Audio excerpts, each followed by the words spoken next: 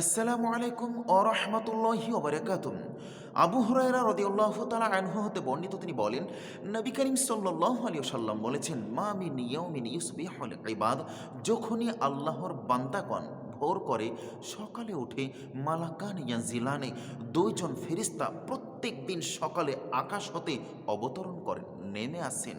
ফায়াকুল আহাদুহুমা, দুইজনের একজন ফেরেশতা বলতে থাকে, আল্লাহুম্মা, হে আল্লাহ, আতি লিকুল্লি মুনফিকান তালাফা, যে যতটুকু দান সাদকা করেছে আল্লাহ তুমি তাকে সেই ততটুকুই ফেরত দিয়ে দাও, পূরণ করে দাও। ওয়াকুলুল আখর, আর দ্বিতীয়জন ফেরেশতা বলতে থাকে, আল্লাহুম্মা, হে আল্লাহ, আতি লিকুল্লি মুমসিকান তালাফা, যে ব্যক্তি দান সাদকা করেনি তাকে তুমি ধ্বংস করে দাও, অর্থাৎ কৃপণ ব্যক্তিকে তুমি ধ্বংস করে দাও, কৃপণদেরকে সর্বনাশ দাও।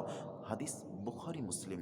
সম্মানিত দর্শক মণ্ডলী, তিনি ভাই সকল, অত্র বুখারী মুসলিম হাদিসের বিবরণ দ্বারা বোঝা যাচ্ছে যে প্রত্যেক দিন সকালে ফেরেশতা আল্লাহর নিকটে বলতে থাকে কৃপণদের ব্যাপারে, যে ব্যক্তি দান সাদকা করল না আল্লাহ তুমি তাকে ধ্বংস করে দাও। কৃপণদের ধ্বংস কামনা করতে থাকে ফেরেশতাগণ, যা আমরা এই অত্র হাদিসের বিবরণ দ্বারা জানতে পারলাম। আল্লাহ যেন আমাদের সকল দিনী ভাই বোনদেরকে দান সাদকা করা এবং দানের হাত বাড়িয়ে দেওয়ার তৌফিক দান করেন, আমিন।